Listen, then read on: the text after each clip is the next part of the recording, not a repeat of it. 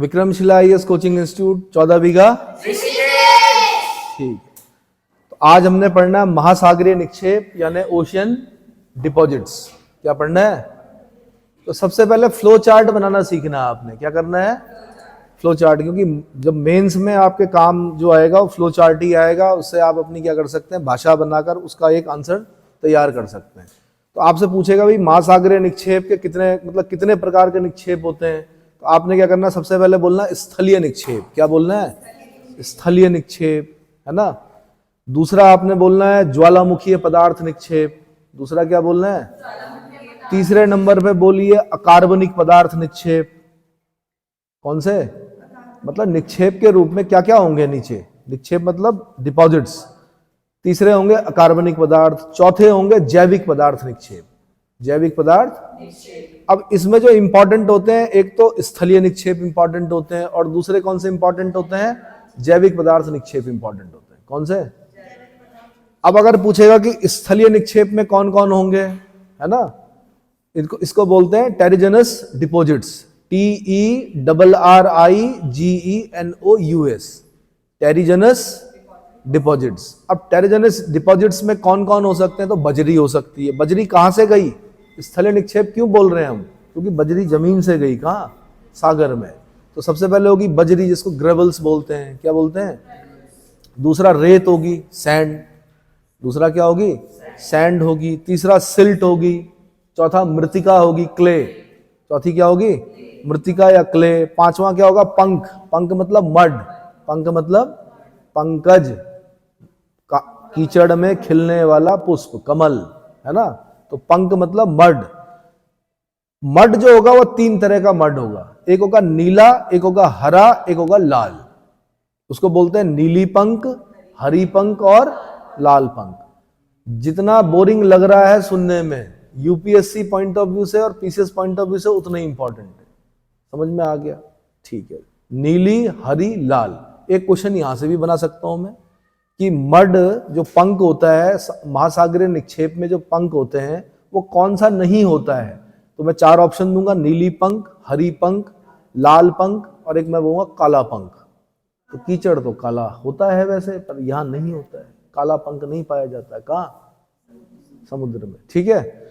दूसरी चीज जो इंपॉर्टेंट होती है, ज्वालामुखीय पदार्थ निक्षेप, और कई प्रकार के होते हैं तो उसको डिटेल में पढ़ने की जरूरत नहीं होती है। ऐसे अकार्बनिक पदार्थ कुछ भी हो सकते हैं, उनको भी डिटेल में पढ़ने की जरूरत नहीं होती है।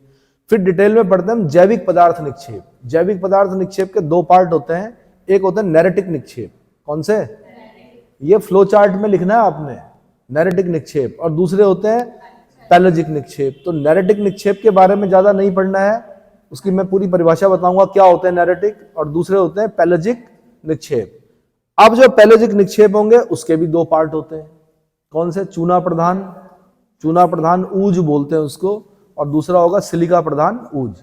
यानी जैविक पदार्थ निक्षेप के दो पार्ट, नैरेटिक निक्षेप, पैलोजिक निक्षेप। ठीक है। नैरेटिक पे ज्यादा नहीं लिखना है, पैलोजिक पे लिखना है। पैलोजिक के दो पार्ट, चूना प्रधान ऊज और सिलिका प्रधान ऊज। चूना प्रधान ऊज में जो होंगे, पहले नंबर पे होगा कौन? टेरापोड ऊज। क्या होगा? ये आईएएस का क्वेश्चन रह चुका है, टेरापोड ऊज। दूसरा पूछेगा इसी में, दूसरा जो होता है वो होता है ग्लोबिजेरिना ऊज। ये भी आईएएस का क्वेश्चन रहा है। कौन सा? ग्लोबिजेरिना ऊज। ऐसे ही सिलिका प्रधान ऊज में पूछेगा वो, पहला होगा रेडियोलेरियन ऊज। ये भी आईएएस का क्वेश्चन रहा है। और डाइटम ऊज, ये भी आईएएस में प्री में पूछा जा चुका है, बहुत पहले से पूछा जा रहा है। इतना समझ में आ गया? ठीक है जी। तो अब सबसे पहले महासागरीय निक्षेप क्या होते हैं, ओशियन डिपॉजिट्स क्या होते हैं। तो अगर उसको डिफाइन किया जाए तो वे सभी पदार्थ जो महासागरीय नितल पर एकत्रित होते हैं, महासागर की तली में जो इकट्ठे होते हैं, उन्हें क्या कहा जाता है? महासागरीय निक्षेप कहा जाता है, ओशियन डिपॉजिट्स कहा जाता है। क्या कहा जाता है? मर्रे और रेनॉल्ड ये विद्वान हैं। ठीक है। इन्होंने क्या किया? मर्रे और रेनॉल्ड ने इसके विषय में अध्ययन किया है और विभिन्न जानकारियां प्रदान की हैं। ठीक। तो इन्होंने ही ये डिवीजन किया था कि स्थलीय निक्षेप, ज्वालामुखी पदार्थ निक्षेप, अकार्बनिक पदार्थ निक्षेप, जैविक पदार्थ निक्षेप। तो सबसे पहले हम स्थलीय निक्षेप पे आ रहे हैं। स्थलीय निक्षेप में क्या लिखना है हमने, ये धरातलीय अपक्षय और अपरदन द्वारा प्राप्त पदार्थ होते हैं। ये पता ही है कि जब हमारे जमीन पर क्या होगा, अपरदन होगा, जब हमारे जमीन पर अपक्षय होगा तो वो सारा का सारा जाकर नदियों के माध्यम से कहाँ जाएगा, महासागरों में, सागरों में जाएगा, तली में जाएगा।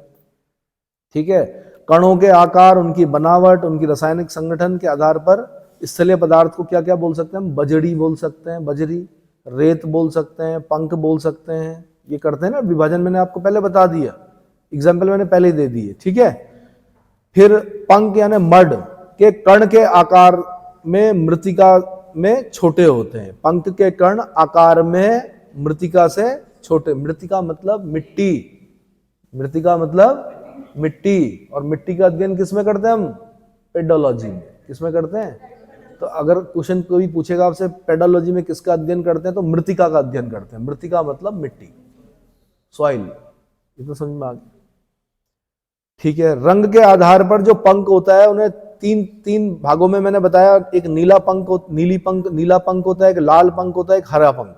नीला, लाल और हरा। ठीक है, इसमें चूने की मात्रा अधिक होती है। पंख शांत जल में रासायनिक अपक्षय की क्रिया द्वारा निर्मित होते हैं। नीले पंख यानी ब्लू मड।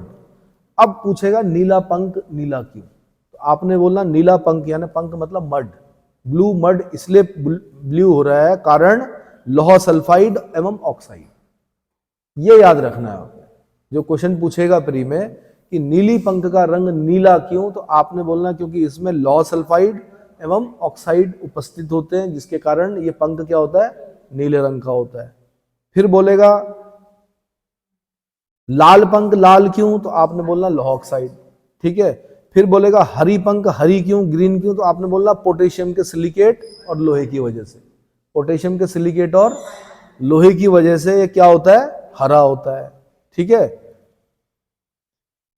लोहे का जो अंश है ग्लाइकोनाइट 7 से 8% पाया जाता है। कितना, 7 से 8% पाया जाता है। फिर ज्वालामुखी निक्षेप, दूसरा जो हमने पढ़ा था वो क्या पढ़ा था, ज्वालामुखी निक्षेप, इसमें ज्यादा नहीं पढ़ना है। तीसरा हमने पढ़ा था अकार्बनिक, उसे भी ज्यादा नहीं पढ़ना है। चौथा जो मैं बोल रहा हूँ जैविक पदार्थ निक्षेप, इसको डिटेल में पढ़ना है आपने। जो सबसे ज्यादा क्वेश्चन बनने की संभावना है वो कहां से, जैविक पदार्थ निक्षेप से। इतना समझ में आ गया। अब जैविक पदार्थ क्या होते हैं, इसमें कार्बनिक पदार्थ की भी संज्ञा प्रदान की जाती है।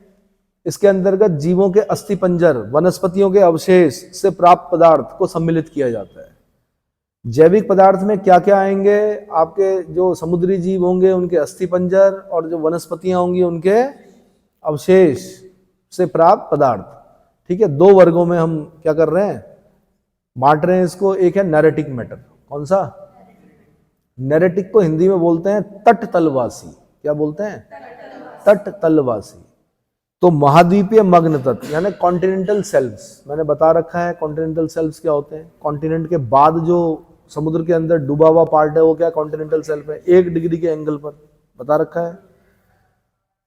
तो सागरीय मैदानों तथा महाद्वीपीय मग्न तटों पर पाए जाने वाले जीव जंतुओं के अवशेष निक्षेप को नैरेटिक पदार्थ कहा जाता है। क्या कहा जाता है, जितने भी उनके खोले मर गए तो कहाँ जमा होंगे, कॉन्टिनेंटल शेल्फ्स पर जमा होते हैं। जैसे क्या हो गया कौड़ी, जैसे क्या हो गया सीप, जैसे शंख, और बहुत सारी चीजें। जो खोल बनाने वाले जानवर हैं अपने चारों ओर, तो उनके खोल मरने के बाद कहाँ पड़े होंगे। और ये 1 और 2 साल की घटना तो है नहीं, जो महासागर भी हैं वो करोड़ों वर्ष पुराने हैं। पता नहीं कितने करोड़ों जीव क्या हो चुके होंगे, मर चुके होंगे, और उनके जो अवशेष होंगे वो कहाँ होंगे, कॉन्टिनेंटल शेल्फ्स में पड़े होंगे। कुछ हो सकता है महाद्वीपीय मग्न ढालों से खिसक कर नीचे भी चले गए हो सकता है। इतना समझ में आ रहा है। तो ये जो चूने के वो होते हैं भाई, ये खत्म नहीं होते हैं जल्दी से। क्या नहीं होते, खत्म नहीं होते हैं। तो इनको बोलते हैं नैरेटिक मैटर्स। क्या बोला जाता है, ठीक। दूसरा होता है पेलेजिक मैटर। क्या होता है, अब पेलेजिक मैटर, जो पेलेजिक निक्षेप है वो ज्यादा इंपॉर्टेंट होते हैं। पेलेजिक निक्षेप मतलब अगाध सागरस्थ पदार्थ। अगाध सागर मतलब सागर की गहराइयों में जो पदार्थ मिल रहे हैं उनको बोल रहे हैं हम क्या, पेलेजिक मैटर। तो सागरीय मैदानों तथा गर्तों में पाए जाने वाले जैविक पदार्थों के निक्षेप को पेलेजिक पदार्थ कहते हैं। कहा, मैंने कहा था जब हम सागर में जाते हैं ना, तो सबसे पहले कॉन्टिनेंटल शेल्फ होता है, उसके बाद कॉन्टिनेंटल स्लोप होता है। स्लोप में नहीं मिलेंगे आपको। स्लोप का मतलब ही स्लोप है, जो चीज जाएगी वो कहाँ जाएगी, नीचे खिसक कर। फिर अगाध सागरीय मैदान होते हैं, फिर ट्रेंचेस भी होते हैं। ट्रेंच इधर उधर हो सकते हैं, जरूरी नहीं कि ट्रेंच सागर के मैदान के बीच में हो, ट्रेंच इधर भी हो सकते हैं। इतना समझ में आ गया, खड्ड जिसे बोलते हैं। अब क्या है कि सागरीय मैदान तथा गर्तों में पाए जाने वाले जैविक पदार्थों के निक्षेप को क्या बोलते हैं, पैलेजिक मैटर, पैलेजिक पदार्थ बोलते हैं। इन्हें ऊज भी कहा जाता है, OOZE, क्या कहा जाता है, ऊज भी कहा जाता है। चूना तथा सिलिका की मात्रा के आधार पर इन्हें दो वर्गों में क्या करते हैं, विभक्त करते हैं। नंबर 1, चूना प्रधान ऊज। चूना प्रधान ऊज में दो एग्जाम्पल बेस्ट हैं, एक है टेरोपोड ऊज और दूसरा है ग्लोबिजेरिना ऊज। अब टेरोपोड ऊज क्या होता है ये भी पता होना चाहिए। तो मोलस्का संघ पता है आपको, जो जूलॉजी वाले होंगे उनको पता होगा मोलस्का।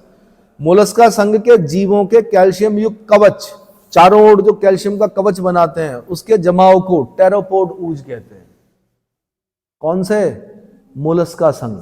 कौन सा संघ, तो मोलस्का संघ की विशेषता यही है ना, अपने चारों ओर खोल बनाते हैं। तो मोलस्का संघ के जीवों के कैल्शियम युक्त कवचों के जमाव को क्या बोलते हैं, टेरोपोड ऊज बोलते हैं, जिसमें कैल्शियम कार्बोनेट की मात्रा 80% तक पाई जाती है। कितनी, 80% तक पाई जाती है। दूसरा एग्जाम्पल मैंने दिया आपको, ग्लोबिजेरिना ऊज। कौन सी, तो ग्लोबिजेरिना नामक जीवों के अवशेष के निक्षेप को ग्लोबिजेरिना ऊज कहते हैं, जिसमें कैल्शियम की मात्रा 64% तक होती है। मैं आपको यूपीएससी में अगर पेपर बनाता तो मैं दो स्टेटमेंट देता, मैं बोलता कि जो आपका टेरोपोड ऊज होता है उसमें कैल्शियम कार्बोनेट की मात्रा 64% होती है, उल्टा देता मैं 80 नहीं देता, आपको क्या करने के लिए, भटकाने के लिए। मैं लिखता टेरोपोड ऊज में 60% और क्या ग्लोबिजेरिना ऊज में 80%, और तब पूछता कितने स्टेटमेंट सही है। दोनों में से कोई सही नहीं है, क्योंकि आपने याद करना है कि टेरोपोड ऊज में कैल्शियम कार्बोनेट की मात्रा 80% और ग्लोबिजेरिना ऊज में कैल्शियम कार्बोनेट की मात्रा 64%। इतना समझ में आ गया, ठीक है।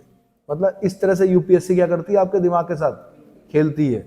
64 भी पड़ा हुआ था, 80 भी पड़ा हुआ था, पर दिमाग ने उसको उस जगह पे सेट नहीं किया जहां पे उसको करना चाहिए था, और उसका खामियाजा कहां भुगतते हो आप फिर, पेपर के अंदर। समझ में आया। और जो एक गलत क्वेश्चन होता है, ये अपना तो लेके जाता है, साथ में माइनस मार्किंग भी लेके जाता है। क्या करता है, 1 नंबर का नुकसान 2 नंबर का नुकसान नहीं होता है, 2 के साथ माइनस मार्किंग भी लेके जाता है, गड़बड़ कर देता है, गलत क्वेश्चन हमेशा। फिर सिलिका प्रधान ऊज। सिलिका प्रधान ऊज के दो बेस्ट एग्जांपल हैं, एक है रेडियोलेरियन ऊज और दूसरा है डाइटम ऊज। तो रेडियोलेरियन ऊज क्या होता है, रेडियोलेरियन जीवों के अवशेष निक्षेप को रेडियोलेरियन ऊज तथा डाइटम नामक सूक्ष्म पौधों के अवशेष निक्षेप को डाइटम ऊज कहा जाता है।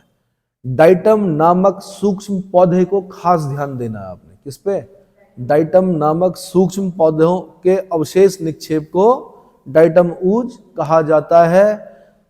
इनमें सिलिका अंश की प्रधानता होती है। क्या होती है, सिलिका अंश की प्रधानता होती है। अब एक तीसरे नंबर पे मैंने आपको अकार्बनिक पदार्थ भी बताया था, ज्यादा वैसे उसको पढ़ने की जरूरत नहीं होती है, पर क्योंकि पेपर है, पेपर में कुछ भी पूछा जा सकता है, थोड़ा सा इसके बारे में बता देता हूं।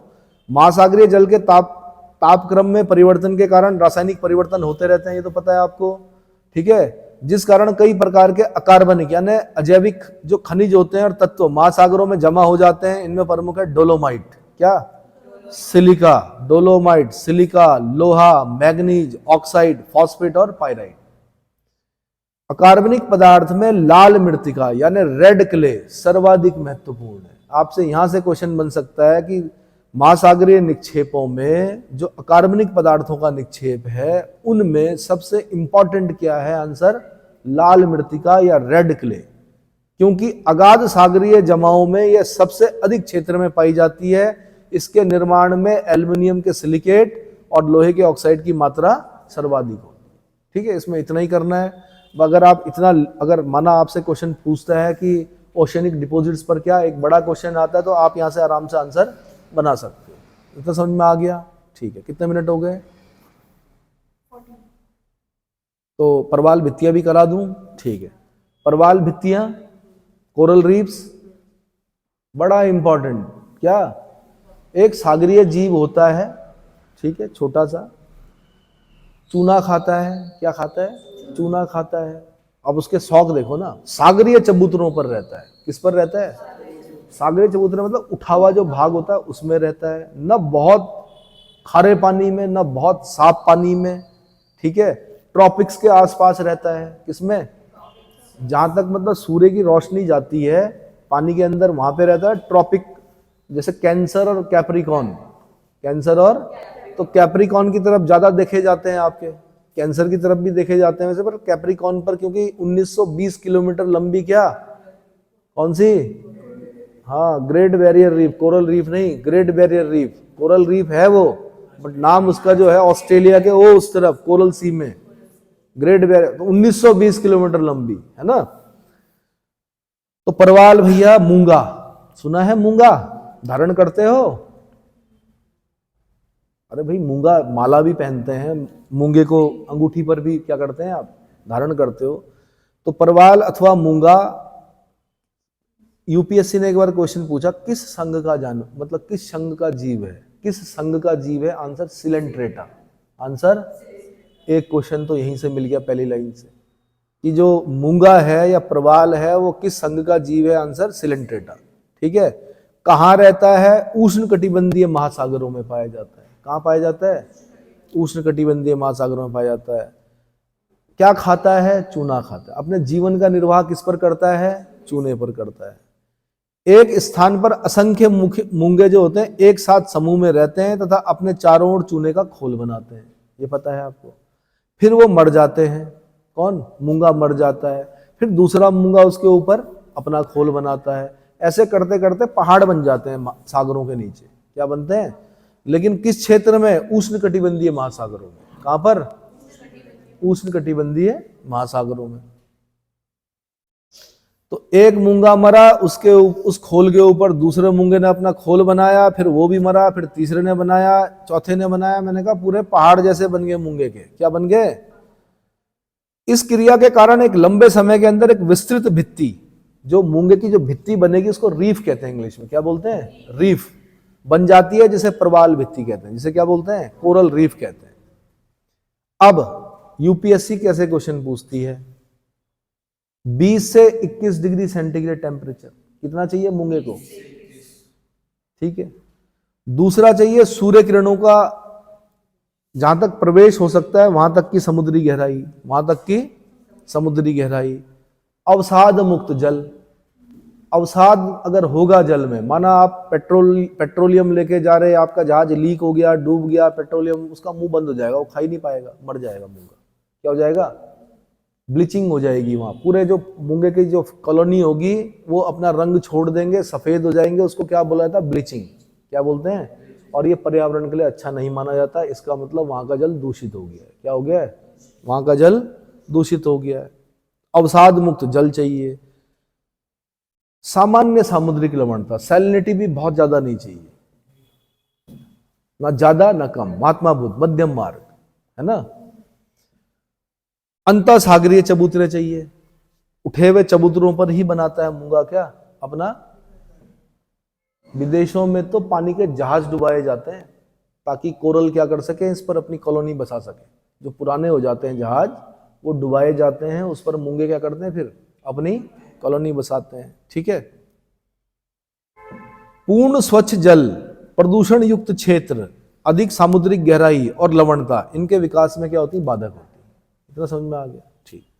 अब क्या है? रचना के आधार पर प्रवाल भित्तियां 3 वर्गों में बढ़ती हैं। नंबर 1 तटीय प्रवाल भित्ति, नाम से ही पता चला, तट से अगर बिल्कुल लगी हुई है, जैसे ये जमीन है, ये सागर है, तट से लगी हुई है अगर, तो उसको क्या बोलेंगे? तटीय प्रवाल भित्ति। दूसरी होती है अवरोधक प्रवाल भित्ति। यहां पर होगा मूंगा, जो चट्टाने होंगी मूंगे की यहां पर होंगी, इधर पानी होगा, झील सी बनी होगी। क्या होगी? तो ऐसी प्रवाल भित्ति को क्या बोलेंगे? अवरोधक प्रवाल भित्ति।